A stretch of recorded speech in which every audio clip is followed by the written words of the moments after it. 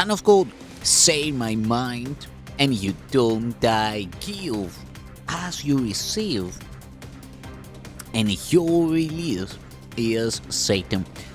This is the season 3, the episode number 9 in the series How to Manifest Immortality.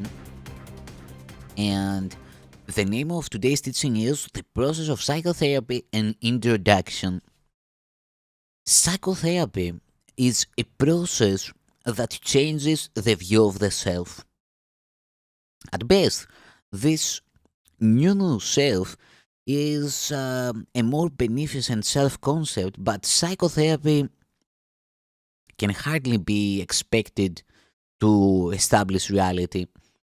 That is not its function. If it can make way for reality, it has achieved its ultimate success.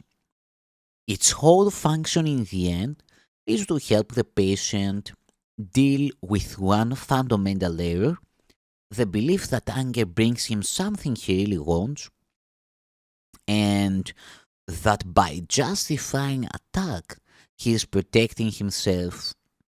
To whatever extent he comes to realize that this is an error, to that extent is he truly saved.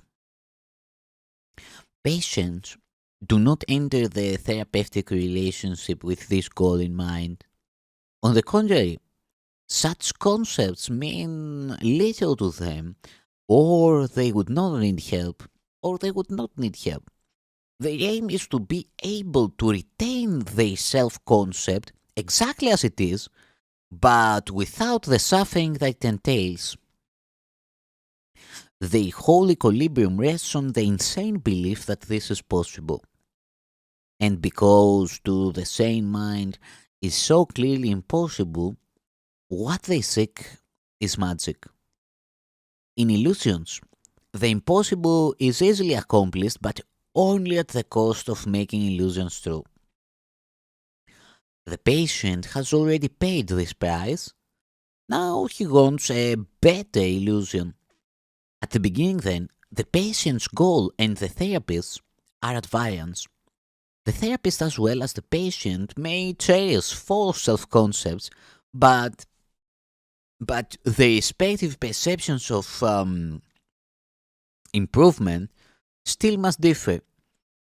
The patient hopes to learn how to get the changes he wants without changing his self-concept to any significant extent. He hopes, in fact, to stabilize it sufficiently to include within it the magical powers he seeks in psychotherapy. He wants to make the venerable invulnerable and the finite limitless. The self he sees is his God, and he seeks only to serve it better.